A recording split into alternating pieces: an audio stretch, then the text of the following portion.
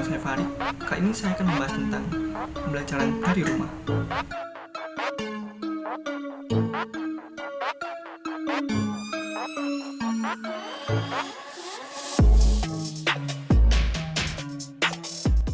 Pada akhir tahun 2019 ditemukan virus corona.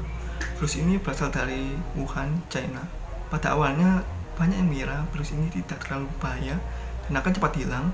Namun kenyataannya virus ini sangat cepat sekali penyebarannya. Dan pada bulan Maret tahun 2020, virus ini sudah menginfeksi 118.000 orang di 114 negara. Dan oleh karena itu, WHO menetapkan bahwa wabah virus ini sebagai pandemi global. Dan pada bulan yang sama, kasus virus corona ini untuk pertama kalinya ditemukan di Indonesia.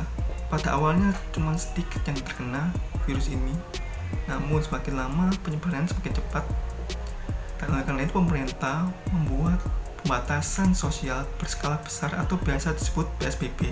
Dan karena PSBB ini, semua kegiatan yang awalnya di luar rumah mau tidak mau harus di dalam rumah. Dan salah satu dampaknya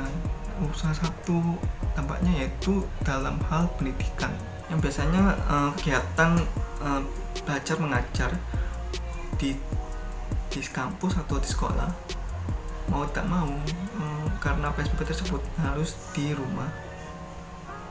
Nah, pembelajaran tersebut menggunakan daring dan melalui platform yang ada.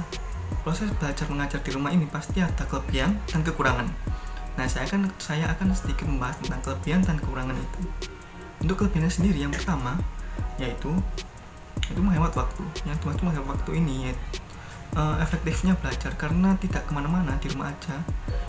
Maka ada banyak waktu dan bisa digunakan untuk belajar itu sendiri. Maka efektif dalam belajar. Yang kedua, menghemat pengeluaran biaya. Yang dimaksud menghemat pengeluaran biaya ini, jika kita ke kampus atau ke sekolah kan pasti butuhkan biaya transportasi atau biaya untuk bensin dan biaya untuk makan di kampus itu sendiri. Dan karena kita di rumah, maka menghemat biaya itu sendiri. Yang ketiga, bisa belajar di mana aja atau lebih fleksibel. Karena biasanya di kampus itu harus mendengarkan dosen di depan dan harus duduk rapi.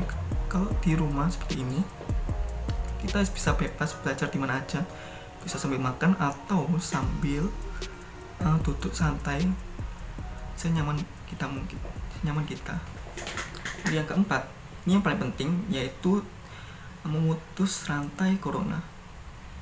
Nah, karena di rumah aja, tidak kemana-mana, nah kemungkinan kecil untuk terkena corona itu juga sangat kecil. Maka tadi itu ini yang sangat penting juga. Nah, itu tadi tentang kelebihannya.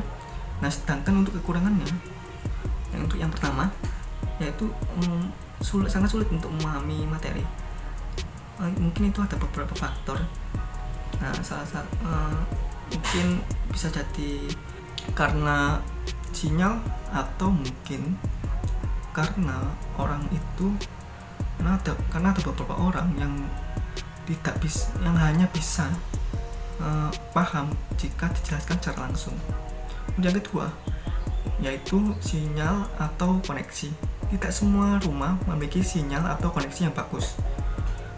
Misal ada rumah itu di pedesaan yang jauh dari kota, yang sangat sulit sinyal di situ, maka mau tidak mau dia harus mencari sinyal yang agak jauh. Nah, hal itu yang membuat menghambat proses belajar mengajar. Nah, yang terakhir, yang ketiga, yaitu kurang fokus. Karena semua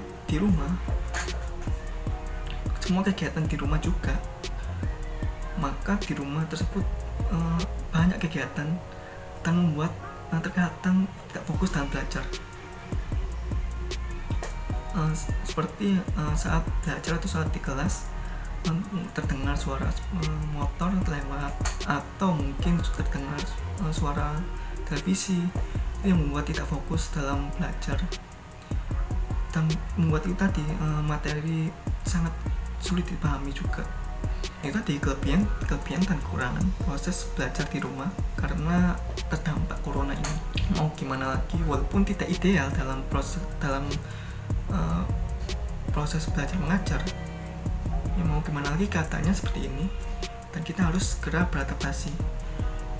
Kenapa harus beradaptasi? Karena kita tidak akan tahu kapan ini akan kembali normal dan kapan pandemi ini akan segera berakhir. Maka itu lebih baik beradaptasi dan menjalani apa yang ada, dan hal itu membuat kita akan lebih bersyukur lagi dan tidak akan mengeluh dengan keadaan ini.